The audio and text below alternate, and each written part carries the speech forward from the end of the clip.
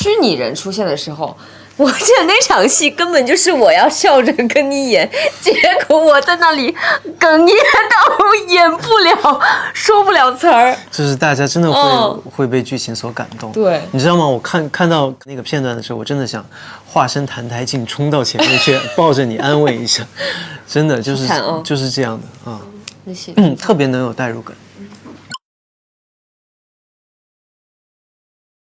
民国呀，悬疑片，悬疑，我也想演悬疑片啊，是吧？真的悬疑片。悬疑的话，2位就想演什么样的一个角色？什么样的角色？那我肯定是要演反派了。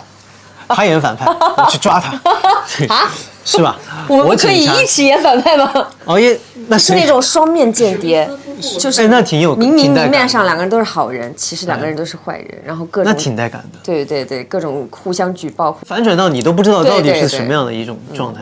你能够精准的识别出罗老师现在在演什么角色吗？眼神吧，我觉得看眼神还是差别挺大的。像明夜，我特别喜欢明夜啊，我个人肯定是最喜欢明夜的啊，因为就是女生嘛，那个澹台烬还是稍微有点坏坏的，对，有点疯。然后明夜就是一个特别正人君子的一个战神，然后就是那种万千少女的梦那种感觉。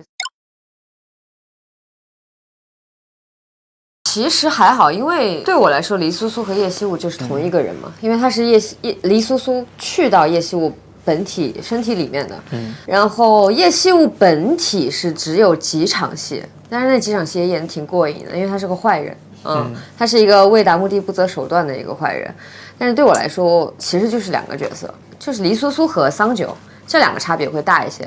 那桑九就是一个从小就捧在手心长大的一个公主，特别的单纯，然后她有恋爱脑，她特别的爱明夜，就整个花痴到不行。演桑九就是把那种小女生的东西搬出来就好了。黎苏苏跟我本人会像一些，就是她是正道的光，老是要唱那首歌，她是正道之光，就是她是带着任务回去的嘛。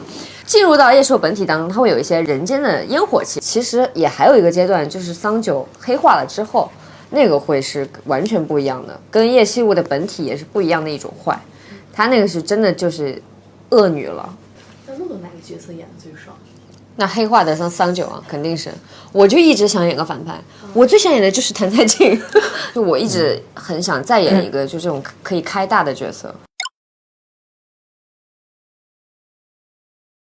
我就是刚杀青，然后刚录完跑男，有个1周的假期吧，然后再录跑男，然后进组。我就在忙采访呀，拍完长月之后，然后进入到下一个剧组，然后那个剧组，杀青完了之后，我就给自己放了一个长假，让自己完全的放松，完全的放下所有。第一，我觉得自己需要一个缓冲的时间，需要一个放松的时间。然后呢，最近才开始又。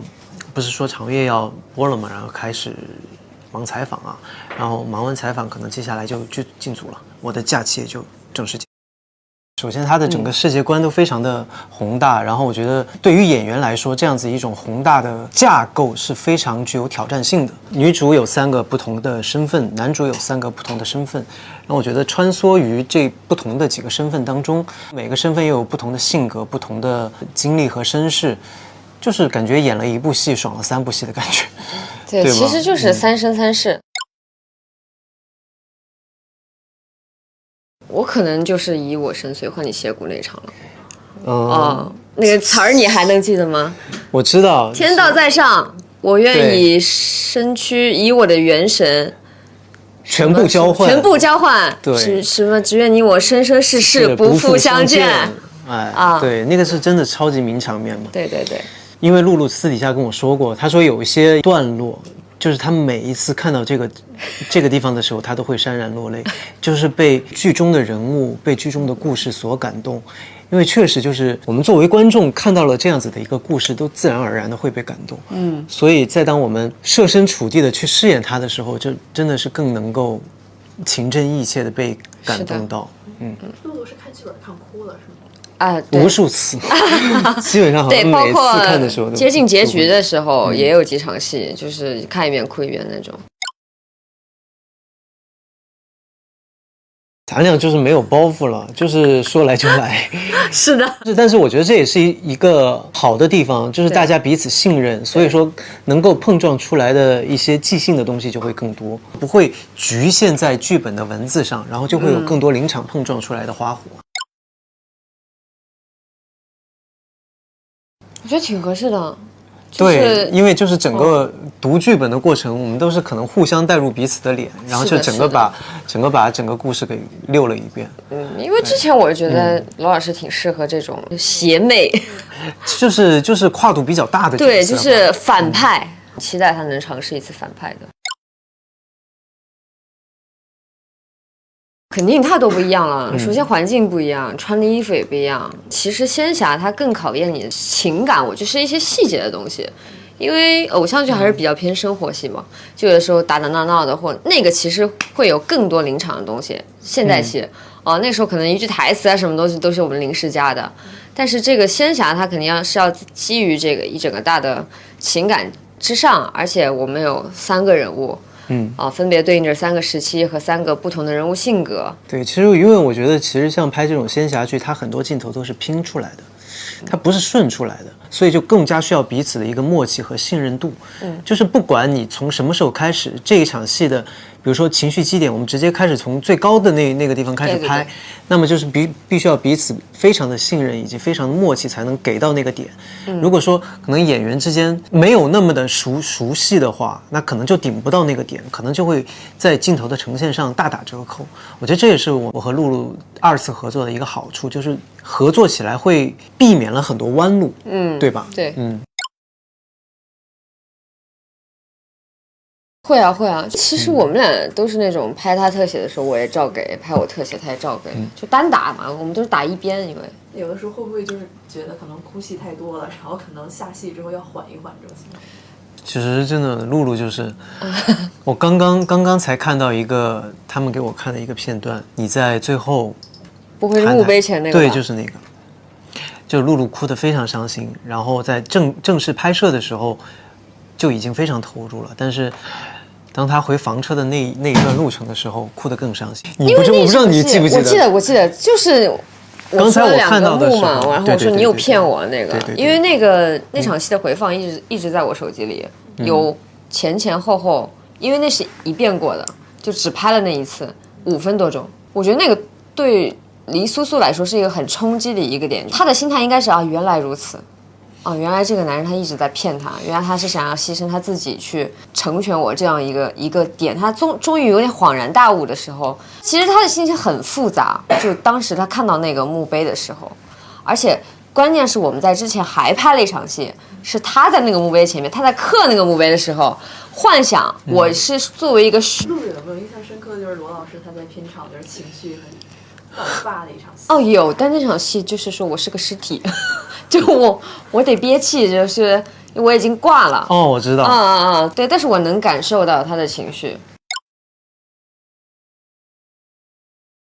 这个没法保证啊。我觉得戏为大吧，你真的走进去了，其实你的情绪可能没有那么美观，但是你的情绪是可以带动观众的。对，比如说我哭，戏就容易脸就皱巴在一起，但是我觉得这种情绪是 OK 的。你要非要去在意那个点的话，可能你也打动不了观众。这就是所谓的包袱太重了。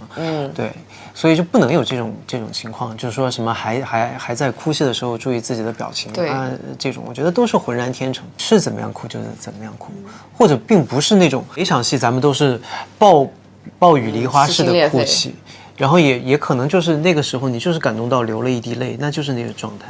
自己一定要进入自己的角色，这样子才心无杂念，观众才会被感动到，他才会觉得美。那个时候我们就经常在说，对吧？这个哭戏，天天都在哭，就说眼睛好痛。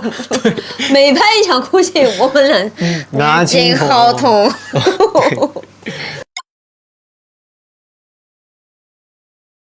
其实我挺羡慕他的，他的那些招式和有他的能力都是我想拥有的，就是那种。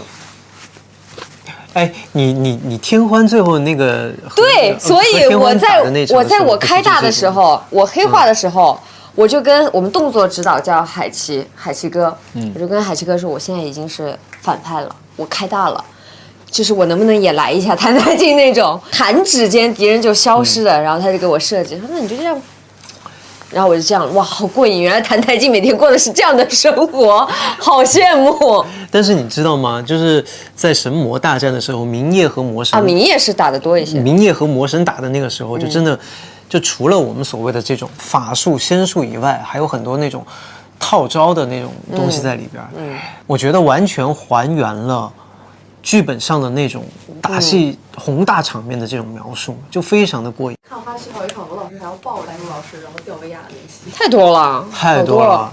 因为我们衣服特别沉，特别沉，料子都用得很好，所以它会很重很重，包括头饰也是。所以有些戏没有办法，就一定要借助威亚来完成。而且你记得那场戏吗？就是叶希雾跳完城了挂了之后，我知道。走整个皇宫甬道，皇宫的甬道，然后这个距离真的是好几百米，很远，哇，还要上台阶。但是那天下了漫天大雪，我觉得拍出来真的还，我觉得感觉应该会蛮好的。对，又悲又美的感觉，又惨，非常精分，整部戏都非常精分。但是我觉得最重要的就是你要在拍摄的前期把每一个状态、每一个阶段吃透，你要把它的不同状态完完全全的刻在自己的心里，而且你要知道每种状态它是为何会是这种状态。比如说质子的时期，他为什么要腹黑，他为什么要隐忍；景王的时期，他为什么又那么自信。前期要把底子做好，然后在拍摄的时候再与对手去碰撞出一些即兴的花火，我觉得这样就会游刃有余一些。就这3个角色哪一个可能是对你来说挑战是最大的？挑战啊！魔神吧，肯定是魔神。以前没有接触过那种。魔神也是分好几个魔神的，他。对，魔神都分好几个魔神。哪个角色演的最爽？那肯定也是魔神。魔神谭台烬也很爽，谭台烬景王时期发疯的时候也很爽。对，就像刚刚露露说，在他的墓前发疯的那场戏，其实也很爽。然后还有我自己去找你的时候，因为对于演员来说，这种大开大合的戏确实是非常的过瘾的。但其实有些时候，一些小的碰撞，一些小的细腻的东西的把握，也是非常重要的。